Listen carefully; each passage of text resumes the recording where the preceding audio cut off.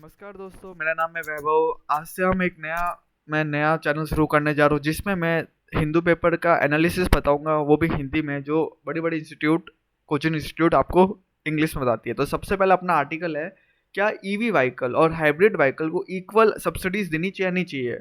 Subsidies का मतलब होता है गवर्नमेंट प्रमोट कर रही है उस इंडस्ट्री को जो ज़्यादा प्रोडक्शन कर रही है। हाइब्रिड का मतलब वो होता है जिसमें इलेक्ट्रिसिटी प्लस फ्यूल दोनों होना चाहिए, और ईवी में सिर्फ इलेक्ट्रिसिटी होती है, जैसे बैटरी। तो इसके पीछे की कहानी क्या, इसकी स्टार्टिंग इसलिए होती है कि इंडिया में जो ट्रांसपोर्ट सेक्टर है ना, जैसे गाड़ियाँ वगैरह, वो 12% कार्बन डाइऑक्साइड रिलीज करती है अपनी कंट्री में। किसके हिसाब से? IEA के हिसाब से। तो इसके पीछे का रीजन क्या, अपन को डीकार्बनाइज करना है ट्रांसपोर्ट सेक्टर को। डीकार्बनाइज मतलब कार्बन डाइऑक्साइड को कम करना है या फिर खत्म करना है। क्यों? क्योंकि आपको पता होगा इंडिया ने अनाउंस किया था कि हम 2070 तक नेट जीरो एमिशन कंट्री बनेंगे। नेट जीरो एमिशन कंट्री का मतलब ये होता है जितना अपन कार्बन डाइऑक्साइड आसमान में छोड़ रहे हैं उतना का उतना अपन वापस उसको क्लीन कर रहे हैं। जैसे कैसे होएगा क्लीन? जैसे उसको पेड़ पौधे उगा रहे हैं, ओशियन में डाल रहे हैं, अलग अलग टेक्नोलॉजी से उसको क्लीन कर रहे हैं। इसके पीछे की कहानी ये है, ठीक है। अब आपको पता चलेगा कि अपन कैसे है ना एडप्ट कैसे करें इलेक्ट्रिक व्हीकल को या फिर हाइब्रिड व्हीकल को। अब इसके पीछे का क्या है, गवर्नमेंट ने कुछ स्कीम लॉन्च करी है। जैसे सबसे पहले फेम स्कीम। फेम का फुल फॉर्म होता है faster adaptation of manufacturing of hybrid and electronic vehicle, जैसा कि आप यहाँ पे देख पा रहे हैं। अब इसके पीछे क्या है कि गवर्नमेंट है ना, इसमें इंसेंटिव देगी किसको? बायर को, जो खरीद रहे हैं, कि भाई जैसे 1 लाख की गाड़ी तो अब आपको 80,000 में ही पड़ेगी ईवी व्हीकल, जिससे 20,000 गवर्नमेंट देगी। इससे लोग क्या है, ईवी व्हीकल खरीदेंगे। अब इससे पीछे का प्रॉब्लम क्या है कि ईवी व्हीकल जनरली महंगी आती है नॉर्मल व्हीकल से, तो लोग खरीदते नहीं है। तो गवर्नमेंट कह रही कि चलो आप महंगी आ रही तो 20,000 हम दे देते, 1 लाख में से आप 80,000 दो। अब भी आपको लग रहा होगा महंगी है, पर फ्यूचर में ये बहुत सस्ती हो जाएगी। अब इसके रीजन क्या हो रहा है कि गवर्नमेंट ने ना भी सब्सिडी कम कर ली है हाइब्रिड व्हीकल में। हाइब्रिड व्हीकल कौन सी होती है? जिसमें फ्यूल भी होता है और बैटरी भी होती है। तो ये आपको समझ में आ गया होगा। और गवर्नमेंट ने क्या क्या एफर्ट्स डाले, जैसे PLC स्कीम होती है, प्रोडक्शन लिंकेज इनिशिएटिव स्कीम। इसमें क्या होता है, गवर्नमेंट है ना बोलती है बड़ी बड़ी कंपनियों को कि आप इंडिया में मैन्युफैक्चर करो, और जितना आप अपना प्रोडक्शन बढ़ाओगे ना उतना हम आपको इंसेंटिव देंगे। ठीक है। अब इसके अंदर ऑटोमोबाइल सेक्टर को गवर्नमेंट ने इंक्लूड करा हुआ है।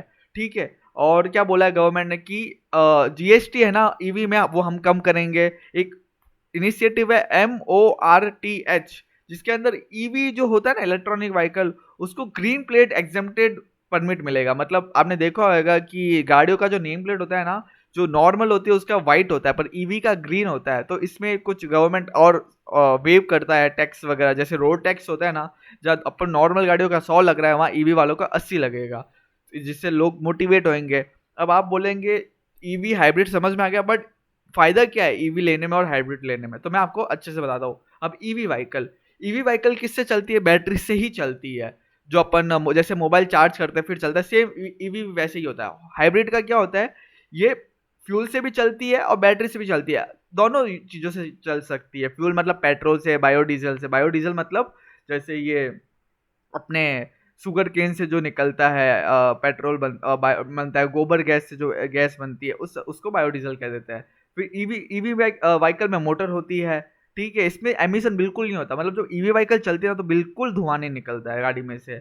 डिस्टेंस इसका लो होता है, इसको आपको बार बार रिचार्ज करना पड़ेगा। मतलब जगह उसमें भी प्रॉब्लम ये है कि आपको पता ही होगा जगह जगह रिचार्ज फैसिलिटी नहीं। अभी अपना इंफ्रा मतलब बोले तो गवर्नमेंट ने जगह जगह अभी ईवी व्हीकल सेट नहीं करे हुए, वो ई चार्जिंग सेट नहीं करे हुए हैं। अब हाइब्रिड में आपको मैंने जैसे बताया था, फ्यूल से भी चलती है, बैटरी से भी चलती है। आपको बस अपनी मर्जी से हो जब यूज लेना है। इलेक्ट्रिक इंजन भी होता है इसमें, प्लस मोटर दोनों होता है। और ईवी में सिर्फ मोटर होती है और इसमें इलेक्ट्रिक इंजन भी होता है। और इसमें ना एमिशन निकलता है बट कम निकलता है, कम नॉर्मल व्हीकल से। ये बहुत लंबा चल सकती है गाड़ी। अगर हाइब्रिड व्हीकल 100 किलोमीटर चल सकती है तो ईवी व्हीकल 70 किलोमीटर चल सकती है। इतना अंतर हो जाता है। अब प्रॉब्लम क्या आ रही है ईवी व्हीकल के साथ? अब ईवी व्हीकल जो होती है ना, इसमें ना आप स्टार्टिंग में लेने जाओगे ना तो बहुत सारा पैसा देना पड़ेगा नॉर्मल व्हीकल से। पहला प्रॉब्लम ये है। अब इसको एक तो चार्जिंग होने में भी टाइम लगता है, कभी कभार 5 घंटे लग जाते हैं, कभी कभार 10 घंटे लग जाते हैं। व्हीकल कैसी है उस हिसाब से। ऊपर से ये तो घर के अंदर चार्जर करवाओ, जो फास्ट चार्जर होती है जो गवर्नमेंट कहती है कि 2 घंटे में हम चार्ज करवा दें, वो जगह जगह नहीं है, वो अभी धीरे धीरे बन रहे। तो वो सबसे बड़ी प्रॉब्लम है कि भाई 8-8 घंटे तो अपन गाड़ी चार्ज नहीं कर सकते हैं। फिर तीसरा है रॉ मटेरियल। अब अपन क्या करते हैं, ईवी बाइक इलेक्ट्रॉनिक जो होता है ना, उसको लिथियम बैटरी डालते हैं इसके अंदर, लिथियम और कोबाल्ट। अब इसमें क्या, अपन इंडिया है ना बाहर से इंपोर्ट करता है, मतलब बाहर से खरीदता है। और बाहर से कहाँ से खरीदता है, इसके मेन रिजर्व कहाँ से है, चिली, एबीसी नाम से होता है, Argentina, Chile, Bolivia. A for Argentina, B for Bolivia, C for Chile. तो अपन को वहाँ से खरीदना पड़ता है, तो अपन को डॉलर खर्च करने पड़ते हैं। हाइब्रिड व्हीकल का इतना प्रॉब्लम है ही नहीं, क्योंकि उसमें तो दो टाइप के इंजन होते हैं। अब नॉर्मल क्या, अब मैं बताता हूँ, ईवी व्हीकल होता है ना, ऐसा नहीं कि वो बिल्कुल पॉल्यूशन नहीं करती। ईवी व्हीकल को चार्ज करना होता है, उसके लिए बिजली बनानी पड़ती है। तो बिजली कहीं ना तो बन रही होगी, तो वहाँ पे तो पॉल्यूशन हो ही रहा होगा ना। ऐसा तो है ना बिल्कुल पॉल्यूशन नहीं होगा। और बिजली बनाने के लिए कोल का यूज़ लो, तो एक तरह से अपन पॉल्यूशन तो कर ही रहे हैं, बट उस सिटी के अंदर नहीं कर रहे जहाँ पे वो पावर जनरेट हो रही है ना, वहाँ पर अपन कर रहे हैं। तो ये हो गया। फिर इसमें क्या होता है भाई, बैटरी की एक लाइफ होती है, जैसे 5 साल चलेगी, 4 साल चलेगी। अब जैसे अपनी जो नॉर्मल गाड़ियाँ होती है अभी जो चल रही है मार्केट में बिना ईवी वाली, वो 15 साल चलाओ, 20 साल चलाओ, इंजन जितना पेट्रोल डालोगे उतना चलेगा। पर ईवी की बैटरी की लाइफ होती है, उसके बाद वो नहीं चलेगी। और उसके बाद क्या, वो जो बैटरी होती है ना वो ख़राब हो जाती है। वो एनवायरनमेंट होता है ना, मतलब वातावरण के लिए अच्छी भी नहीं होती है। तो उसके बाद रिसाइकल करने के में प्रॉब्लम आती है। लोगों में अवेयरनेस भी नहीं है, अब लोगों को नहीं है ईवी के बारे में इतनी जानकारी। बहुत सारी जगह जगह मार्केट में अफवाहें फैलाई हुई कि भाई आग लग जाती है, वो लग जाती है, उससे भी लोग डरते हैं ईवी व्हीकल लेने से। फिर 7वां पॉइंट ये होता है कि ईवी का जो मेन है ना यार, लोगों में अपनी जो जहाँ पे मतलब जॉब वॉब करता है इंसान, इतना इंफ्रा भी नहीं है लोगों के पास, इतनी नॉलेज नहीं कि ईवी को कैसे प्रमोट करे। जैसे चाइना, चाइना में मेरे को, मैं बताऊँ आपको, 80% से ज़्यादा लोग इलेक्ट्रॉनिक व्हीकल यूज़ लेते हैं, 80% से ज़्यादा। और इंडिया में देखो, लोगों को अपने पास ऐसी टेक्नोलॉजी भी नहीं है। तो इसके लिए मैं आपको एक क्वेश्चन बताता हूँ। अब मैंने आपको बता दिया इसके पीछे का पूरी कहानी, तो अब इसमें मैं आपको क्वेश्चन बताता हूँ। मुझे बताओ, डीकार्बनाइजेशन ऑफ ट्रांसपोर्ट सेक्टर अपन को करना है 2070 तक, मतलब नेट जीरो एमिशन एक बड़ा टारगेट है। 2070 तक अपन को नेट जीरो एमिशन करना है, वो मैंने आपको बता दिया क्या होता है। अब उसके अंदर जो ट्रांसपोर्ट सेक्टर है ना, उसको कैसे डीकार्बनाइज करना। डीकार्बनाइज मतलब जो कार्बन डाइऑक्साइड अपन निकाल रहे हैं उसको वापस यूज़ करना, कहीं ना कहीं उसको स्टोर करना या उसको रिसाइकल करना, कैसे हो पाएगा। तो अब भी अपन कितना कंट्रीब्यूट कर रहे हैं, IEA के हिसाब से इंस्टीट्यूट है वो बताती है 12% अपना ट्रांसपोर्ट से आ रहा है 100 में से, ग्रीन हाउस गैस जो वातावरण को गर्म करती है। तो ये अपना पहला आर्टिकल पूरा होता है। फिर दूसरा आर्टिकल होता है कि जो बूढ़े लोग होते हैं ना, उनकी दिक्कतें बढ़ती जा रही है, क्योंकि अभी आपको पता होगा कि धीरे धीरे इंडिया में अभी तो बहुत अपनी यंग पॉपुलेशन बहुत है, जवान लोग, पर आने वाले टाइम के बाद इंडिया में बूढ़ों की संख्या बढ़ जाएगी। अब इसके पीछे का रीज़न क्या है कि बूढ़ों की संख्या बढ़ेगी, मैं आपको बता दूं। सबसे पहले reduction in total fertility rate. Total fertility rate क्या होता है कि एक माँ कितने बच्चों को जन्म दे रही है। तो सबसे बढ़िया तरीका ये होता है 2.1 होना चाहिए। मतलब 2.1 बोलोगे कि आप 2.1 कैसे होएगा, 2.1 ऐसा होता है कि 2 बच्चे प्लस 8 तो पॉसिबल है नहीं। अपन एक मदर का तो देख नहीं रहे, अपन लाखों मदर का देख रहे हैं, हजारों मदर का देख रहे हैं। तो ऐसा भी तो होगा, कुछ बच्चों की मर जाते होंगे। तो इसलिए गवर्नमेंट ने एक 2.1 सेट किया हुआ है कि भाई अंदर कुछ कॉन्सेप्ट मिला कि 2.1 होना चाहिए। अगर 2.1 है तो अगर 2000 में 10,000 लोग हैं, तो 2020 में भी 10,000 लोग ही रहेंगे, ना प्लस होंगे ना माइनस होंगे। ठीक है, पहला ये हो गया कि एज पॉपुलेशन क्यों बढ़ रही है, क्योंकि अपनी जो टोटल फर्टिलिटी रेट है ना वो नीचे गिरती जा रही है। कुछ राज्य है जैसे बिहार, उत्तर प्रदेश, मणिपुर, मिजोरम, झारखंड, यहाँ पे अभी भी टोटल फर्टिलिटी रेट बहुत ऊपर है, मतलब 2.5 से 2.5 से ऊपर है। ठीक है, अब दूसरा क्या है कि भाई rise in life accept in technical advancement in health care. अब जैसे क्या होता है कि हेल्थ केयर सिस्टम बढ़ता जा रहा है, बड़ी बड़ी मशीनें आ रही है, तो उस पर भी खर्चा बढ़ता जा रहा है लोगों का, तो उसमें भी लोग कुछ सपोर्ट नहीं करते। अब यार किसी को प्रॉब्लम होती है, वो हॉस्पिटल जाता है, वो देखता है यार 10 लाख का आ रहा है, कौन ही इलाज कराए, चलता रहेगा चला, तो और प्रॉब्लम बढ़ती जाएगी, तो ये बुढ़ापे में और दिक्कत देगी। ठीक है, अब प्रॉब्लम क्या फेस करते हैं बूढ़े लोग। सबसे पहले यार पैसों की दिक्कत आना शुरू हो जाती है। अब जो जवान होता है वो खुद कमाएगा, खुद अपना घर चला लेगा। जो बूढ़ा होता है उसको तो अगर उसने नहीं कमाया हुआ है अपने जवानी के दिनों में, तो उसको तो उनके भरोसे जीना पड़ेगा, जो कमा रहे हैं उनके घर में, उनके ताने सुनने पड़ेंगे, उनकी ज़िंदगी खराब हो जाती है एक तरह से। ऊपर से बूढ़े लोगों के पास पेंशन भी सुविधा नहीं होती, जैसे पेंशन आपको पता है ज़्यादातर सरकारी नौकरी वालों को ही मिलती है, प्राइवेट सेक्टर वालों को पेंशन की सुविधा बिल्कुल नहीं है। ऊपर से ये इनफॉर्मल सेक्टर होता है। प्राइव क्यों फॉर्मल मतलब ये होता है जो सरकार की नज़र में, और इनफॉर्मल मतलब वो होता है जो सरकार की नज़र में नहीं है। अब हिंदुस्तान की आबादी ही 140 करोड़ है, अब कितने लोग बूढ़े हो रहे हैं, कितनों के पास पेंशन आ रही, कुछ नहीं पता सरकार को, तो बहुत दिक्कत वाली बात है। अब जब बूढ़े लोग होते हैं ना, उनकी उन पे खर्चा भी ज़्यादा होता है यार, उनको दवाएं देनी पड़ती है, उनका इलाज करवाना पड़ता है। जवानी से तो इसलिए दिक्कत वाली बात भी हो जाती है उनके लिए। फिर दूसरा हेल्थ चैलेंजेस भी हो जाते हैं, जैसे भाई अच्छा खाना नहीं मिले तो दिक्कत आ जाती है, अलग अलग बीमारी हो जाती है जैसे कैंसर, डायबिटीज़। इंश्योरेंस लोगों के पास लाइफ इंश्योरेंस नहीं होते हैं। अब जब अगर एक बार अगर कोई इंसान एडमिट हुए हॉस्पिटल में, तो फिर दिक्कत आ जाएगी उसको कि यार इतना खर्चा हो गया, क्या करेंगे, उसमें भी दिक्कत है। मतलब अगर 100% बूढ़े लोग हैं तो वो 50% ही जी पाते हैं अगर कोई बीमारी आ जाती है, क्योंकि 50% की डेथ हो जाती है। कैसे हो जाती है भाई, पैसा ही नहीं है इतना। ठीक है, फिर दूसरा है जब बूढ़े होते हैं तो अलग अलग तरह की बीमारियाँ आ जाती है, जैसे सुनने में दिक्कत आ जाती है, भूलने की बीमारियाँ शुरू हो जाती है, तो उस सब का भी ध्यान रखने वाला नहीं होता इंसान, यूं ही डेथ हो जाएगी। फिर जो छोटी छोटी चीज़ों की जो केयर करता है ना, जैसे जैसे माँ अपने बच्चे का कैसा ध्यान रखती है, वैसे बूढ़े का कोई रखेगा नहीं, तो और वो दिक्कत आ जाती है। फिर मेंटल हेल्थ, उसकी जो मेंटल हेल्थ, जैसे बताओ यार, वो अंदर ही अंदर घुटता रहता है, परेशान होता रहता है, वो थक जाता है, उसको लगता है मैं बोझ बन गया हूँ। तो एडल्ट जो बूढ़े लोग होते हैं उनके लिए ये भी दिक्कत वाली बात है। तो ये टॉपिक था। अब आपको समझ आ गया होगा कि इसमें मेन टॉप चीज़ें जानने के लिए क्या थी, कि 2.1 होना चाहिए अपना, इंडिया की फर्टिलिटी रेट सबसे बेस्ट होती है, और प्रॉब्लम्स क्या थी। अब इसमें आपको कुछ मुझे लगता है कि ये तो नॉर्मल है, लोगों को याद रहे, बट आप सबको याद रह गया होगा। तो इसमें एक क्वेश्चन है, चेंजिंग डेमोग्राफिक कंपोजिशन। हाँ, मैं हिंदी में बताता हूँ कि सॉरी, कि जैसे जैसे डेमोग्राफिक डिविडेंड मतलब जवान लोग जैसे जैसे बूढ़े होते जाएंगे, तो उससे है ना, जो बूढ़े लोगों की संख्या बढ़ेगी, तो उससे क्या क्या प्रॉब्लम फेस करेंगे बूढ़े लोग। और उस और हमको ये बताओ कि उनकी जो बीमारी है ना, वो कम कैसे कर सकते हैं। अब इसके लिए आप बोलोगे यार ये तो आपने बताया नहीं। इसमें बहुत सिंपल है, लाइफ इंश्योरेंस कराओ। अगर आपको पता चलता है छोटी जवानी में कोई बीमारी, तो हाथों हाथ उसका इलाज कराओ। ये मत सोचो कि यार अब कौन इलाज कराए। अगर शुरू से ही ध्यान रखेंगे तो आगे जाके मदद मिलेगी। गवर्नमेंट ने ना न्यू पेंशन पॉलिसी में, पहले ओल्ड पेंशन पॉलिसी में सिर्फ प्राइवेट लोग ही कोई पेंशन मिलती थी, अब न्यू पेंशन पॉलिसी में प्राइवेट लोगों को भी पेंशन मिलेगी। आपको कुछ हर साल अमाउंट डिपॉजिट कराना है, तो फ्यूचर में आपको हर महीने पैसे मिलते जाएंगे। गवर्नमेंट का आयुष्मान भारत हुआ, उसमें इंश्योरेंस कराओ, 5 लाख का इंश्योरेंस मिलेगा। अलग अलग स्कीम्स होती है, वो बताओ। और ओल्ड एज फैसिलिटीज़ होम होते हैं, वहाँ पे जाके ना एक्सरसाइज करो, वहाँ पे जाके लोगों से बात करो, वॉलेंटियर सर्विस दो। तो इन सब चीज़ों से हो सकता है।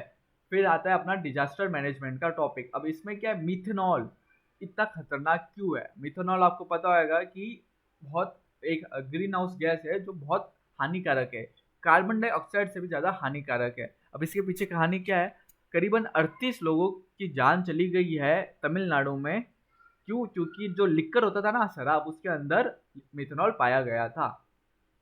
अब इस ठीक है, अब ये कहाँ पर हुआ था, इसका इसका जगह, इसका मतलब जो इंसिडेंट है ना, इसको कहा गया है हुच ट्रेजेडी। अब इसमें क्या हुआ था कि अब मिथेनॉल अगर आप शराब में मिलाओगे, क्योंकि देखो लोकल शराब में तो कोई देखा जाता है नहीं सरकार की गाइडलाइन फॉलो हो रही या नहीं हो रही, तो उसमें है ना इंसिडेंट मिथेनॉल मिला लेते हैं, अलग अलग केमिकल मिला लेते हैं शराब को बनाने के लिए। तो उससे क्या होता है कि जो शराब होती है ना, वो जहरीली बन जाती है, और जहरीली बन गई तो डेथ होनी ही है, ये तो आपको भी पता है। अब वो सस्ती भी होती है, तो लोग ज़्यादा उसको कंज्यूम करते हैं, ज़्यादा पीते हैं, तो वो अनसेफ भी है, नहीं पीनी चाहिए, फिर भी लोग पीते हैं, तो फिर हेल्थ में दिक्कत आ जाती है, बीमारियाँ शुरू हो जाती है, कुछ लोग तो मर भी जाते हैं। ठीक है, अब इसके पीछे दिक्कत क्या है, सबसे पहले दारू की लोगों को लत बहुत ज़्यादा पड़ी हुई है, उनको ये नशा है, इसलिए वो पीते हैं। लोगों को नॉलेज नहीं है कि भाई ये नहीं पीनी चाहिए सस्ती दारू, इसके अंदर जहर होता है। गरीबी, अब लोग, अब जैसे यार आपको पता है हिंदुस्तान में गरीबी बहुत ज़्यादा है भारत में अपने, तो यहाँ पे लोग सस्ती दवाएं शराब पी लेते हैं, उनको मतलब नहीं रहता कि महंगी पियो सस्ती पियो। ऊपर से कुछ अगर सरकार ने रोक भी लगाई हुई है ना, उससे कोई फर्क नहीं पड़ता। क्यों? क्योंकि ब्लैक मार्केट जो होता है ना, वहाँ पे ही शराब मिल जाती है। सरकार को पता ही नहीं हो रहा है कि कहाँ बिक रही है, कहाँ नहीं बिक रही है। जैसे बिहार और गुजरात में शराब बेचना और खरीदना गैर कानूनी है, फिर भी वहाँ पे बिकती है ना आज भी। कैसे बिकती है? ब्लैक मार्केट के थ्रू। ठीक है। अब अल्कोहल क्या होता है? जो इथेनॉल से बनता है। अब इथेनॉल और आपको बताओ किधर काम आता है? वो बायोफ्यूल में भी काम आता है, याद रखना। अब एथेनॉल कंज्यूम करोगे तो उसमें क्या होता है, एक गुड हार्मोन रिलीज होता है दिमाग में, जिससे अपन को है ना नशा चढ़ना शुरू हो जाता है। तो ये अल्कोहल के बारे में बता दिया मैंने आपको। अब मिथेनॉल अल्कोहल से क्या होता है? एक तो एथेनॉल अल्कोहल होता है जो नॉर्मल अल्कोहल में, दारू में पाया जाता है। मिथेनॉल जहर होता है। अब इसमें है ना फॉर्मिक एसिड होता है, जो बॉडी का जो ब्लड होता है ना, उसमें पीएच लेवल होता है, उसको डाउन कर लेता है। मेटाबॉलिक होता है, अपने साइंस टर्म है, उसको है ना एसिडिक बना देता है वो। सेल में जो ऑक्सीजन, अपना जो सेल होता है ना बॉडी के अंदर, जो ऑक्सीजन कैरी करता है, मतलब जैसे मेरा दिमाग मेरे हाथ को बोल रहा है कि भाई हाथ हिला, तो वो कौन? सेल हिला रहा है। अंदर नसें, सेल, ऐसे सब सिस्टम होता है। तो उससे अंदर जो ऑक्सीजन ट्रेवल कर रही होती है, अपन जो सांस लेते हैं वो अपनी पूरी बॉडी में जा रही होती है, उसको कमजोर कर लेता है। अब इसका इलाज कैसे है? दवाइयाँ खाओ, सबसे पहले तो यही है। टाइम से टाइम डॉक्टर को चेक कराओ कि भाई कैसे सुधार आ रहा है, नहीं आ रहा है। ये ट्रीटमेंट है। ठीक है। ये मैंने आपको मेंस के टॉपिक बताए थे। अभी मैंने जो भी आपको पढ़ा है वो मेंस के हिसाब से था। अब आपको मैं प्री के हिसाब से पढ़ाऊंगा। तो ये आपको जो फोटो दिख रही है ना, ये आपको लग रहा होगा कोई सांप है, पर ये सांप नहीं है। ये वॉर्म है। मतलब जो जमीन के अंदर पाए जाते हैं ना, ये वेस्ट टाइप का। बड़ी से बड़ी साइज इसकी ऐसी होती है सांप जैसी, और छोटी से छोटी साइज इसकी वो वॉर्म होती है, जो जमीन के अंदर होती है ना, छोटी सी। जो अपन मछली पकड़ते हैं तो उसका चारा होता है। इसका नाम क्या है? लिम्बलेस एफिबियम। अब ये है ना रेप्टाइल नहीं होती, रेप्टाइल नहीं होती, याद रखना। अब इसमें है ना क्या होता है, ये बहुत रेयरली पाई जाती है। मतलब बहुत, ये है ना, मतलब ये आप समझ लीजिए, जो एंशियंट टाइप पुराने जमाने से ये चीज अर्थ में है। अब ये इसमें है ना, ये कहाँ पे पाई गई है? अभी आप काजीरंगा नेशनल पार्क। बहुत रेयर होती है स्पीसीज, याद रखना आप ये लोग। बाकी इसमें कुछ खास नहीं है। जमीन के अंदर रहती है, ये लूज सॉइल में रहती है, और ये बस इतना ही कुछ है, और खास नहीं है।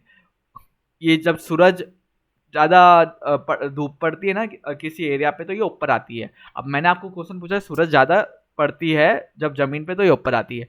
तो अभी 2024 के प्री में क्वेश्चन आया था कि सबसे ज़्यादा सूरज की रोशनी कब पड़ती है नॉर्दर्न हेमिस्फेयर। आपको पता होगा नॉर्दर्न हेमिस्फेयर और सदर्न हेमिस्फेयर, दो हेमिस्फेयर होते हैं। नॉर्दर्न हेमिस्फेयर अपने ये भारत हुआ, चाइना हुआ, रसिया हुआ, यूएसए हुआ, यूरोप हुआ, ये नॉर्दर्न हेमिस्फीयर होता है। सदर्न हेमिस्फीयर यानी साउथ, जो नीचे होता है इंडिया के, जैसे ऑस्ट्रेलिया हुआ, अर्जेंटीना हुआ, साउथ अमेरिका हुआ, अंटार्कटिक हुआ, ये सदर्न हेमिस्फीयर होता है। तो अर्थ जो होती है ना, जैसे मैं आपको यहाँ पे फोटो दिखा रहा हूँ, अर्थ जो होती है ना, ये थोड़ी सी झुकी भी होती है। ठीक है। ये क्वेश्चन आया था 21 जून। अब 21 जून को क्या होता है, सूरज है ना, अर्थ झुकी हुई होती है, तो सूरज की रोशनी सबसे ज्यादा कहाँ पड़ती है उस टाइम? ट्रॉपिक ऑफ कैंसर और आर्टिक सर्कल में पड़ती है। आर्टिक सर्कल का होता है सबसे ऊपर, रसिया के भी ऊपर। और ट्रॉपिक ऑफ कैंसर का होता है जो भारत में है।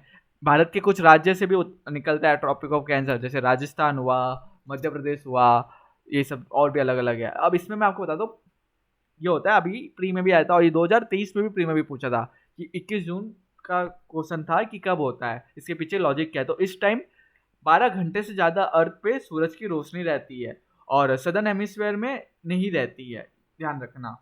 तो ये था अपना टॉपिक। अगला हमारा टॉपिक है जीएसटी काउंसिल। अब जीएसटी काउंसिल क्या होता है? जो जीएसटी आपको पता है, गुड्स एंड सर्विस टैक्स जो होता है, उसके अंदर जीएसटी काउंसिल होता है, जो जीएसटी में जो भी बदलाव होएगा उसको अब लागू करता है। जैसे इसके अंदर स्टेट गवर्नमेंट होती है और सेंट्रल गवर्नमेंट होती है, याद रखना। ये कॉन्स्टिट्यूशनल बॉडी है, यानी संविधान में बनाएगी। कौन से आर्टिकल के अंदर? आर्टिकल 279A(1) में। अब इसके अंदर कौन कौन लोग बैठते हैं? अपने फाइनेंस मिनिस्टर बैठते हैं, यूनियन मिनिस्टर ऑफ स्टेट बैठते हैं रेवेन्यू फाइनेंस के, प्लस मिनिस्टर रेस्पॉन्सिबल फाइनेंस, जो नॉमिनेट करते हैं स्टेट गवर्नमेंट से। अब इसमें क्या होता है, ये रिकमेंड करते हैं, ये बताते हैं कि किस में जीएसटी रेट बढ़ेगी, किस में कम होगी, किस में से जीएसटी रेट खत्म करनी है। अब इसमें आपको मैं वोटिंग परसेंटेज बताता हूँ, समझ लीजिए। एक नंबर है, एक में से सेंट्रल गवर्नमेंट के पास पावर कितनी है? 1/3 है, यानी 33%। स्टेट गवर्नमेंट के पास पावर कितनी है? 2/3%। अगर कोई डिसीजन लेना है तो 3/4 लेना पड़ेगा। समझ गए? ये होता है जीएसटी काउंसिल। अब उसके बाद हमारा अगला टॉपिक है पॉलिटी से। अभी मेहताब साहब है जो अभी प्रोटेम स्पीकर चुने गए हैं लोकसभा में। अब इसमें हो वाला क्या हुआ कि संविधान के हिसाब से नहीं है, मतलब एक रीति रिवाज के हिसाब से क्या होता है, जो प्रोटेम स्पीकर होता है ना वो लोकसभा में चुना जाता है, लोकसभा में से ही चुना जाता है जो सबसे ज्यादा किसी एमपी बने, मेंबर ऑफ पार्लियामेंट बने, उम्र के हिसाब से नहीं, जिसके जो बहुत सालों से एमपी रहे हैं। जैसे समझ लीजिए कोई 20 साल से एमपी है जो 50 साल का है, पर कोई 10 साल से एमपी है जो 80 साल का है, तो प्रोटेम स्पीकर कौन बनेगा, जो 20 साल से एमपी है जो 50 साल का है, ना कि 80 साल वाला। क्यों? क्योंकि वो 20 साल एमपी रहा है, तो वो बड़ी बात होती है। तो ये कौन से आर्टिकल के अंदर होता है, ये आर्टिकल 94 के अंदर होता है। अब ऐसा क्या होता है, जैसे अभी आपको पता होगा 2024 में नया इलेक्शन हुए और अभी बीजेपी जीत गई है, मतलब एनडीए की सरकार जीत गई है। तो जो पुराने स्पीकर होते हैं ना वो जैसे 2000 वो जो अपने ओम बिरला साहब थे वो हाथों हाथ, जैसे सरकार जब गिरती है तो रिजाइन नहीं करते हैं, वो जब तक नया सरकार नहीं आ जाती पार्लियामेंट में जब तक वो रहते हैं, उसके बाद प्रोटेम स्पीकर चुने जाते हैं। ठीक है, अब प्रोटेम स्पीकर का काम क्या होता है कि जो नया स्पीकर का जो इलेक्शन होगा ना वो उनका करवाना का काम होता है, याद रखना। और नया स्पीकर जो करवाता है उससे कौन सी मेजोरिटी चाहिए, सिंपल मेजोरिटी चाहिए, यानी जो सरकार बनाने के लिए चाहिए ना 50% +1, वो के वो स्पीकर बनाने के लिए चाहिए। अब प्रोटेम स्पीकर कौन अपॉइंट करता है, प्रेसिडेंट करता है। ठीक है, याद रखना ये बातें। और प्रोटेम स्पीकर का मैंने आपको काम बता दिया कि वो स्पीकर का इलेक्शन करवाता है पार्लियामेंट में। तो यही था। मुझे पता है वीडियो ज़्यादा अच्छी नहीं बनी है, पर मैं कोशिश करता रहूँगा कि आगे से और मैं अच्छी वीडियो बनाऊँ। अगर आपको वीडियो पसंद आए हो तो प्लीज़ लाइक करना, सब्सक्राइब करना, एंड आई होप मैं कल और अच्छे से काम करूँ। Thank you so much.